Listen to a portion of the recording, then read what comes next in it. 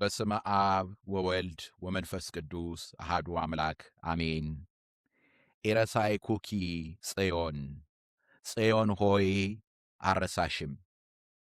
በመላው ዓለም ሆናችሁ ይህንን ፕሮግራም የምትከታተሉ አይንተ እግዚአብሔር አባቶች ካህናት፣ ወንድሞች ዲያቆናት፣ በደመ ክርስቶስ የተዋጃችሁ አባቶች፣ እናቶች፣ ወንድሞች፣ እህቶች እንደምን ሰነበታችሁ? ዛሬም እግዚአብሔር በታማኝነቱ በጥበቃው በመግቦቱ ጠብቆን ተንከባክቦን ሰውሮን ለዚህች ዕለት ስላደረሰን ስሙ ይክበር ይመስገን። ዛሬ በአብይ ጾም ገብርኄር ሰኑይ ላይ ሰኞ የገብርኄር ሳምንት ላይ ነው ያለነው። እንኳን ለገብርኄር ሳምንት አደረሳችሁ አደረሰን። እንደተለመደው ዛሬም ቅዱስ ያሬድ ከቅዱሳት መጻሕፍት ጠቅሶ እኔና እናንተን የሚያስተምርበትን ይህንን ታላቅ ኃይለ ቃል ለተወሰኑ ደቂቃዎች እንነጋገርበታለን። በተለይ በዚህ ዘመን ብዙዎች እግዚአብሔር ረስቶኛል፣ እግዚአብሔር ትቶኛል፣ እግዚአብሔር አያየኝም፣ እግዚአብሔር መከራዬን አልተመለከተም እያሉ ባሉበት ዘመን ላይ እግዚአብሔር በቅዱስ ያሬድ ከእርሱ በፊትም በነበሩት ቅዱሳን አድሮ ያስተማረንን እኔና እናንተ እንመለከታለን። እግዚአብሔር አምላካችን ለሁላችንም እንዲናገረን እንዲያስተምረን ቅዱስ ፈቃዱ ይሆንልን። ቅዱስ ያሬድ በጣም የሚገርም ኃይለ ቃል ነው እዚህ ጋር የሚናገረው። ምን ይላል? ወትቤ ጽዮን ትረሳኒኑ እግዚአብሔር ታድገኒኑ። ጽዮን እንዲህ ትላለች፣ እግዚአብሔር ረስቶኛል ማለት ነው፣ ትቶኛል ማለት ነው። የዚያን ጊዜ ነው እግዚአብሔር ምን አለ? ጽዮን ሆይ አልረሳሽም፣ ጽዮን ሆይ አልተውሽም ብሎ እግዚአብሔር የሚናገረው። ቅዱስ ያሬድ ይሄንን ኃይለ ቃል የወሰደው ከነቢዩ ኢሳይያስ ነው። ብዙ ጊዜ በቅዱስ ያሬድ ዜማ ላይ በጾመ ድጓውም በድጓውም ላይ ካያችሁ በመዝሙራቱም ላይ ከተመለከታችሁ የምንመለከተው የምናየው ብዙ ጊዜ ከመዝሙረ ዳዊት ነው።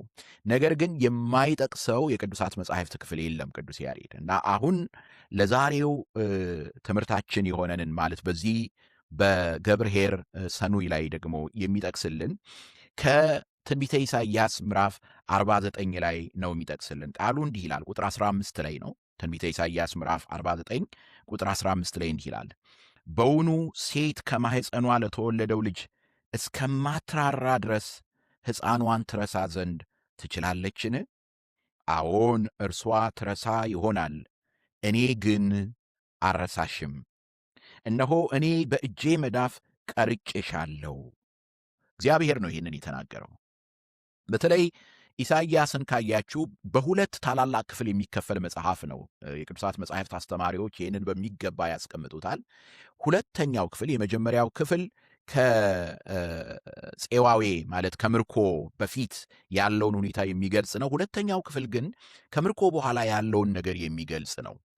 በምርኮ ውስጥ ያለ ሕዝብ ያቀርበው የነበረውን ብሶት፣ ያቀርበው የነበረውን የጭንቀት ጩኸት የሚያመለክት ነው፣ የሚያሳይ ነው እና በዚያን ወቅት እስራኤላውያን በምርኮ ሳሉ ሀገራቸው ተበዝብዛ ሳለ እግዚአብሔር ረስቶኛል፣ እግዚአብሔር ትቶኛል፣ እግዚአብሔር በቃ መከራዬን አላየም የሚሉ ብዙዎች ነበሩ።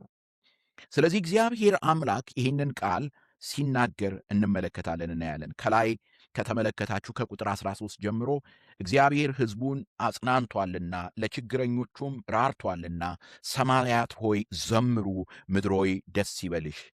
ጽዮን ግን እግዚአብሔር ትቶኛል ጌታም ረስቶኛል ብላ ነበር እና የዛንን ነው እንግዲህ ቁጥር 15 ላይ በውኑ ሴት ከማኅፀኗ ለተወለደው ልጅ እስከማትራራ ድረስ ሕፃኗን ትረሳ ዘንድ ትችላለችን? አዎን እርሷ ትረሳ ይሆናል፣ እኔ ግን አልረሳሽም ያለው እና ቅዱስ ያሬድ እዚህ ቦታ ላይ የሚዘምርልን የሚጸልየው ይሄንኑ የቅዱስ የነቢዩ ኢሳይያስን ቃል እንዳለ አስፋፍቶት ነው የሚናገረው፣ እንዳለ አብራርቶት ነው የሚናገረው እና እንዲህ ይላል፣ ጽዮንም ፈጣሪ እግዚአብሔር ሆይ ትረሳኛለህን? ትተወኛለህን? አለች። እግዚአብሔርም አለ፣ ጽዮን ሆይ አልረሳሽም፣ ጽዮን ሆይ አልረሳሽም።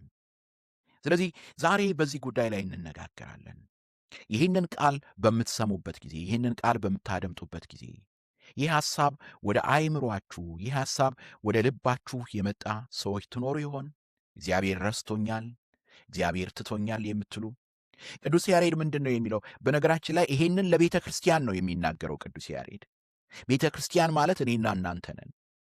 ቤተ ክርስቲያን ማለት እኔና እናንተ ነን እና አልተዋችሁም ሲለን እንመለከታለን። አረሳችሁም ሲለን እግዚአብሔርን እንመለከታለን። እና የደስታችን ምንጭ የሚሆነውም ይሄ ነው። በልባችን ሐሴት ልናደርግበትም የሚገባን ነገር ቢኖር ይሄ ነው። ለምንድን ነው ይሄ የደስታችን ምንጭ የሚሆነው? እዚህ ስፍራ ላይ አይታችሁ ከሆነ እግዚአብሔር የሚናገረው ኃይለ ቃል አለ። ምንድን ነው የሚለን? እናት ልጇን ትረሳለች ወይ? ከማኅፀን ለተወለደው ልጇ እስከማትራራ ድረስ ሕፃኗን ትረሳ ዘንድ ትችላለችን? ከዛ አዎን ይለናል። አዎን እርሷ ትረሳ ይሆናል። ለምን? ሰው ናታ። ሰው ስለሆነች እናት አንዳንድ ጊዜ እዚህ ሀገርም ራሱ አይታችሁ ከሆነ ልጆቻቸውን መኪና ውስጥ እየረሱ ትልቅ ጉዳት የደረሰባቸው እጄን በእጄ ሰበርኩኝ፣ እጄን በእጄ ቆረጥኩኝ እያሉ የሚያለቅሱ ስንቶች ናቸው። ስለዚህ እናት ልጇን የምትረሳበት ጊዜ አለ። እናት በልጇ ላይ ጠላት ሆና የምትነሳበትም ጊዜ አለ። ብዙ ተመልክተናል፣ አይተናል። መቼም እግዚአብሔር ይሰውረን። ለምን? ምክንያቱም ሰዎች ናቸውና። እና እግዚአብሔር ምንድን ነው የሚለው? አዎ ይሆናል። ነገር ግን እርሷ ትረሳ ይሆናል፣ እኔ ግን አረሳሽም። በሌላ ስፍራ ላይ ምን ይላል? እግዚአብሔር ሰው አይደለም ይላል። ማለት ነው ደካማ አይደለም። እግዚአብሔር ባህሪው የሚቀያየር አይደለም፣ የሚለዋወጥ አይደለም። እግዚአብሔር ምሕረቱን ከኛ የሚመልስ አይደለም፣ ይቅርታውን ከኛ የሚመልስ አይደለም እግዚአብሔር አምላካችን። ስለዚህ ወደ መጀመሪያው ነገር እንምጣ። እዚህ ቦታ ላይ እናት የተጠቀሰችው ግን አለ ምክንያት አይደለም። ይህንን ማወቅ አለብን። በምድር ላይ ላለ ፍቅር ዋናው ሃይስት ማለት ይቻላል በሰዎች ሰዋዊ በሆነው ግንኙነት የእናት ፍቅርን የሚተካ ምንም ነገር የለም። እናት ለልጇ ሁሉን ነገር የምትሆን ናት፣ ሟች ናት። ውሱን በሆነው ነገር ማለት ነው። ኢምፐርፌክት በሆነው ፍጹማዊ ባይደለው ዓለም ላይ የእናት ፍቅር እጅግ የመጨረሻ ደረጃ ላይ የሚቀመጥ ነው። ስለዚህ እግዚአብሔር ለእኛ ያለውን ፍቅር ሰዋዊ በሆነ መንገድ መግለጥ የሚቻለው የመጨረሻው በሆነው ነገር ነው። ያም ሆኖ ግን ያ ፍጹማዊ እንዳይደለም ይታወቃል። ነገር ግን እግዚአብሔር ከዚያ በላይ በዘላለም ፍቅሩ የሚወደን አምላክ ነው። እግዚአብሔር ለምንድን ነው ማይረሳን? ወይንም ደግሞ እግዚአብሔር እኛን እንዳረሳን በምን መንገድ አሳይቶናል? በምን መንገድ አመልክቶናል? 3 ዋና ነገሮችን አነሳለሁ። እግዚአብሔር እኛን የማይረሳበት ምክንያት የመጀመሪያው አንደኛው እግዚአብሔር ፈጣሪያችን ነው ማለት ምን ማለት እንደሆነ እንድታስተውሉ ፈልጋለሁ። እኛ ያልነበርንበት ዘመን ነበረ። አንዳንዴ ስንጨነቅ፣ እንዳንታረቅ ሆነን ስንጣላ፣ እንቅልፍ እንኳን እንዳይወስደን አድርጎ ሲረብሸን ጥቂቱ ነገር፣ መናኛ የሆነው ነገር፣ ከንቱ የሆነው ነገር ልክ በቃ ከጥንት ጀምሮ የነበርን ከዘላለም ጀምሮ የነበርን አድርገን ነው የምናስበው። አይደለም። እኛ ያልነበርንበት ዘመን ነበረ። እኛ ያልኖርንበት ጊዜ ነበረ። እኔ ለምሳሌ የተወለድኩት በ1960ዎቹ ውስጥ ነው። ስለዚህ ከዚያ በፊት ያልነበርኩበት ጊዜ አለ ማለት ነው። 1950ዎቹ ላይ አልነበርኩኝም። 1940ዎቹ ላይ አልነበርኩኝም። ዓለም ከተፈጠረ ዘመን ከተቆጠረ ስንትና ስንት ዘመን ነው። ስለዚህ ወደዚህ የመጣሁት በዚያ በ1960ዎቹ ውስጥ ወደዚህ የመጣሁት እግዚአብሔር እርሱ ስለፈቀደ ነው፣ እርሱ ስለወደደ ነው።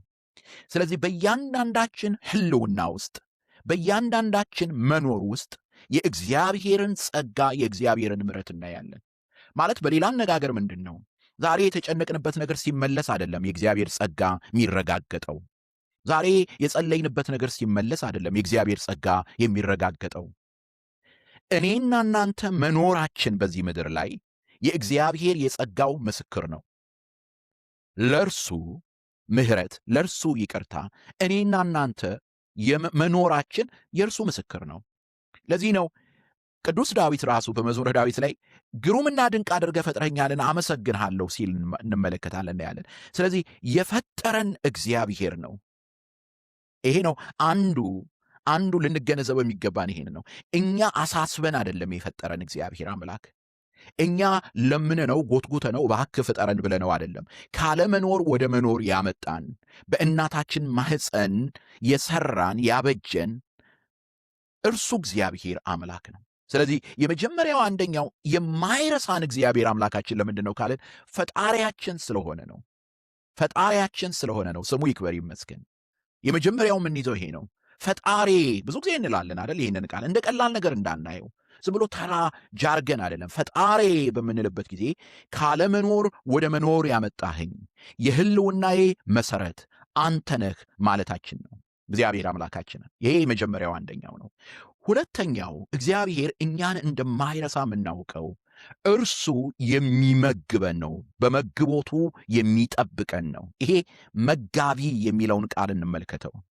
በነገራችን ላይ መጋቢ ሲባል ይሄ የዕለት ጉርስ የዓመት ልብስ ማለት ብቻ አይደለም። ዛሬ የምንበላው ነገ ወደ ዳር የሚወጣው ብቻ አይደለም። ዓለምን ደግፎ የያዘ እግዚአብሔር አምላክ ነው። አንዲቷ ነገር ብትናወጥ፣ አሁን ሳይንቲስቶቹ በሙሉ የሚደነቁበትን ነገር ልንገራችሁ። አንዲቷ ነገር በትንሽ ዲግሪ ዝንፍ ብትል ፍጥረት የሚባል በሙሉ አይኖርም ነበረ። በዚህ በምድር ላይ ሕይወት ያለው ነገር በሙሉ እንዲኖር የሆነበትን ነገር ስናይ ሕይወታችን አሁን የሚንቀሳቀስበት ማለት ቅድም የነገርኳችሁ ካለመኖር ወደ መኖር መምጣታችንን ነው። ከዛ በኋላ ይሄ ዴይዝም ወይም ደግሞ ዴይስቶች የሚባሉት የሚናገሩት ቃል አይደለም። እግዚአብሔር ፈጥሮን አልተወንም። የሚደግፈን፣ የሚያቆመን፣ የሚያኖረን እግዚአብሔር አምላካችን ነው። እግዚአብሔር አምላካችን አሁን በዚህ ሰዓት የምትተነፍሱት፣ አሁን በዚህ ሰዓት መኖራችሁ በእናንተ ብልጠት አይደለም፣ በእናንተ ሩጫ አይደለም፣ እንደ ሸማኔ መወርወሪያ ከወዲህ ወዲያ በማለታችሁ አይደለም። እግዚአብሔር ስለደገፋችሁ ነው። እግዚአብሔር ስለጠበቃችሁ ነው። እግዚአብሔር ስለሚመግባችሁ ነው። ስለዚህ እግዚአብሔር ቢረሳን ኖሮ ወይም ደግሞ ቅዱስ ዳዊት እንደተናገረው ትንፋሹን ቢመልስ ኖሮ ሁሉም ሙታን ነበር የሚሆኑት። እግዚአብሔር ፊቱን ቢያዞር ሁላችንም ሕይወት አልባ ነበር የምንሆነው። በእርሱ ይለናል እዚያ በአርዮስፋጎስ ላይ ቅዱስ ጳውሎስም እንደተናገረው በሌላም ስፍራ ላይ ደጋግሞ እንደተናገረው በእርሱ ሕያዋን ሆነን እንንቀሳቀሳለን ይላል። እንኖርም አለን። በእርሱ በአምላካችን ሕያዋን ሆነን እንንቀሳቀሳለን። ሎጎስ የሚለው ቃል የሚለው ቃል እዚያ ዮሐንስ ወንጌል ምዕራፍ 1 ላይ የሚያሳየን ይሄን ነው። ዓለም በሙሉ የሚንቀሳቀሰው ሕይወት ያለው በእግዚአብሔር ቃል ነው። በእግዚአብሔር ቃል ነው። ወበቃለ እግዚአብሔር ጸና ሰማያት፣ በቃለ እግዚአብሔር በእግዚአብሔር ቃል ዓለማት ጸኑ የሚለው ለዚህ ነው። ሰማያት ጸኑ የሚለው ይሄን ነው። ሁሉን በስልጣኑ ቃል እየደገፈ ዕብራውያንም ላይ የሚለን ቃል ይሄንን ነው የሚያሳየን። እግዚአብሔር አልረሳንም። እግዚአብሔር እንዳረሳን ለማወቅ ከፈለጋችሁ ዞር ዞር ብላችሁ ተመልከቱ። ይሄ ሁሉ ሕይወት ያለው በዙሪያችሁ የሚንቀሳቀሰው ሁሉ የተደገፈው የሚኖረው በእግዚአብሔር ነው። ስለዚህ እግዚአብሔር ረስቶኛል የምትሉ ሰዎች ዛሬን ታዲያ እንዴት ዋላችሁ? ማን ነው የደገፋችሁ? ማን ነው ያቆማችሁ? ማን ነው የሚያኖራችሁ? እግዚአብሔር አምላክ ነው። ይህ ሁለተኛው ነው። የመጀመሪያው ፈጣሪያችን በመሆኑ አልረሳንም። ሁለተኛው መጋቢያችን በመሆኑ አልረሳንም።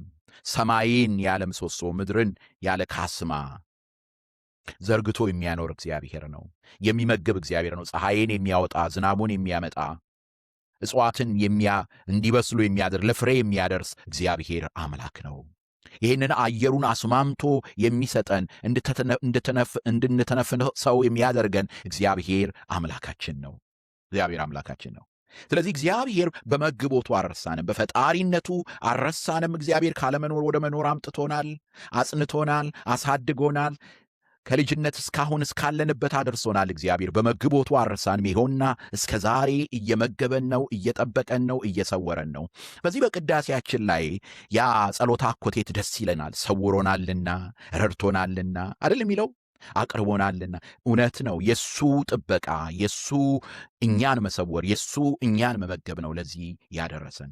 ሦስተኛውን ልናገረው፣ አድኖናል በልጁ በወልደ እግዚአብሔር በኢየሱስ ክርስቶስ አድኖናል። መቼ ነው ያዳነን? ጥሩ ሰዎች በሆንበት ሰዓት ነው ያዳነን ወይ እንደነዚህ ያለ መልካም ሰዎችንማ አላጠፋም ብሎ ነው? አይደለም። ሮሜ ምዕራፍ 5 ላይ በተደጋጋሚ ይህንን ቃል ጠቅሰዋለሁ፣ አነሳዋለሁ። ደካሞች ሳለን ነው። ብርቱ ሕዝብ ነው ብሎ አይደለም ያዳነን። ይህንን ሕዝብ ባጣው ጎዳለሁ ብሎ አይደለም ያዳነን። ደካሞች ሳለን ነው ያዳነን። ኃጢአተኞች ሳለን፣ በእርሱ ላይ አመፀኞች ሆነን ሳለን፣ አቅጣጫ የጠፋን ሆነን ሳለን ነው ያዳነን። ጠላቶቹ ሳለን በልጁ ሞት ታረቀን። ጠላቶቹ ሳለን ነው። እኔና እናንተ እኮ የገደል ነው የሰቀል ነው አባቶ የሚያደርጉትን አያውቁምና ይቅር በላቸው ነው ያለን። እነዚህን ሁሉ ነገሮች በምንመለከትበት ጊዜ፣ እነዚህን ሁሉ ነገሮች በምናይበት ጊዜ እግዚአብሔር እንዳረሳን፣ እግዚአብሔር እንዳልተወን እንመለከታለን፣ እናያለን። አምላካችን አልተወልም፣ አምላካችን አልረሳንም። አምላካችን አይረሳንም። ስለዚህ እንደገና እነዚህን 3 ነገሮች ደግማለሁ። አንደኛ እግዚአብሔር በፈጣሪነቱ አልረሳንም። ሁለተኛ እግዚአብሔር በመግቦቱ በጥበቃው አልረሳንም። ሦስተኛ እግዚአብሔር በማዳኑ አልረሳንም። ኃጢአተኞች የነበርነውን እኛን አድኖናል። ልጆቹ አድርጎናል። ወደ ልጁ ኅብረት ጠርቶናል። ልጆቹ አድርጎናል። የእግዚአብሔር ልጆች እንድንሆን ነው። እግዚአብሔር እንዴት እንደወደደን እዩ ይላል ይሄ የፍቅር ሐዋርያ ቅዱስ ዮሐንስ ሲናገር ይሄንኑ ነው የሚናገረው። ስለዚህ ቅዱስ ያሬድ በዛሬው ዕለት ይሄንን እንድናሰላስል ይነግረናል። ጽዮን ፈጣሪ እግዚአብሔር ረስቶኛል ማለት ነው፣ ትቶኛል ማለት ነው ብላ ጠየቀች። እናም እግዚአብሔር ምን አለ? ኢረሳይኩኪ ጽዮን፣ ጽዮን ሆይ አልረሳሽም። እናት በማኅፀኗ የተሸከመችውን ልጇን እስከምትረሳ ድረስ የማትራራ ናትን? ሊሆን ይችላል፣ ግን እኔ አልረሳሽም። ለምን? ምክንያቱም እኔ ቅዱስ አምላክ ነኝና፣ ፍጹም አምላክ ነኝና፣ የማልለወጥ አምላክ ነኝና አልረሳሽም ይላል። ጠላት ዲያብሎስ የሚላችሁ ነገር ይኖራል። አይ እግዚአብሔርማ ፊቱን አዞሮብሃል፣ እግዚአብሔርማ ትቶሻል፣ እግዚአብሔርማ ረስቷችኋል፣ እግዚአብሔርማ አያያችሁም የሚላል። በዚህ ዘመን ብዙዎች እንደዚህ ቃል እንደ ቀላል ሲናገሩ አይ እግዚአብሔር እኛንማ ረስቶናል የሚሉ አሉ። ነገር ግን የእግዚአብሔር ቃል የሚለን ይሄንን ነው፣ አልረሳችሁም። ስለዚህ ምንድን ነው ማድረግ ያለብን? ዛሬ ከቤተ ክርስቲያናችን ምዕመናን ጋር ያነበብነው ክፍል ነበረ እና በዚያ ክፍል ላይ ሐዋርያው በዕብራውያን መልእክት ምዕራፍ 4 ላይ የሚናገረው ቃል አለ። እንግዲህ በሰማያት ያለፈ ታላቅ ሊቀ ካህናት ስላለን፣ ይሄ የፈጠረን በቃሉ፣ ይሄ የሚመግበን፣ የደገፈን፣ የሚያጸናን፣ የሚጠብቀን በቃሉ፣ እንደገና ይህ ያዳነን እርሱ በቃሉ በልጁ በሰማያት ያለፈ እርሱ ታላቅ ሊቀ ካህናት ስላለን እንግዲህ ጸንተን ሃይማኖታችንን እንጠብቅ ካለ በኋላ በእምነት ወደ ጸጋው ዙፋን እንቅረብ ይላል። ስለዚህ ምን ማለት ነው? የማይረሳን አምላክ ስላለን የሚያስጨንቀንን ነገር ሁሉ ይዘን ወደ እርሱ ነው መቅረብ ያለብን። ከኃጢአት በቀር በነገር ሁሉ እንደኛ የተፈተነ ታላቅ ሊቀ ካህናት ነው ያለን።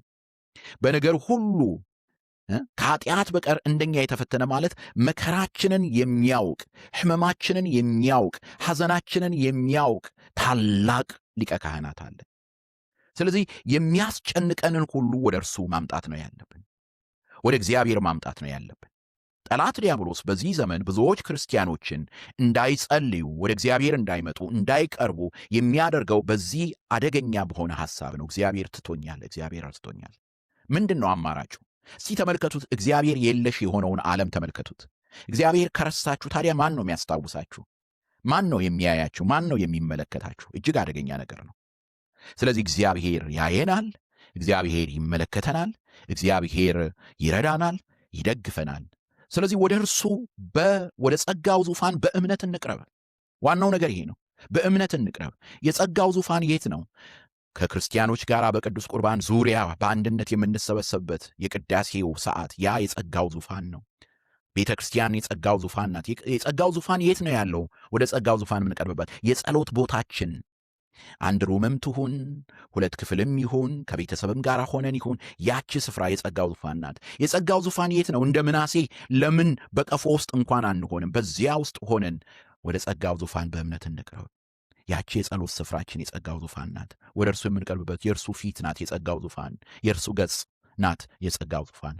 ልዑል እግዚአብሔር አምላካችን አሁንም ወደ ጸጋው ዙፋን በእምነት እንድንቀርብ እንዲረዳን ቅዱስ ፈቃዱ ይሁንልን። ያስተማረን የመከረን የአባቶቻችን አምላክ ስሙ ከዘላለም እስከ ዘላለም ይክበር ይመስገን።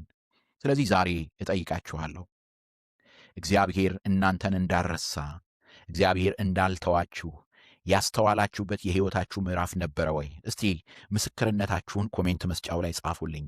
እግዚአብሔር እንዳልተወኝ፣ እግዚአብሔር እንዳልረሳኝ፣ እንደማይረሳኝ ያወቅኩት ያስተዋልኩበት መንገድ ቢኖር ይህ ነበረ ብላችሁ እስቲ እግዚአብሔር ያደረገላችሁን ለሌሎችም ተናገሩ። ብዙ ሰው አለ እግዚአብሔር ረስቶኛል የሚልና እግዚአብሔር ያደረገላችሁን፣ እኔ ረስቶኛል ባልኩበት ሰዓት እግዚአብሔር እንደማይረሳኝ በዚህ መንገድ አይቼዋለሁ የምትሉትን ከእናንተ መስማት እፈልጋለሁ። ያስተማረን የመከረን የአባቶቻችን አምላክ ስሙ ይክበር ይመስገን። አሜን።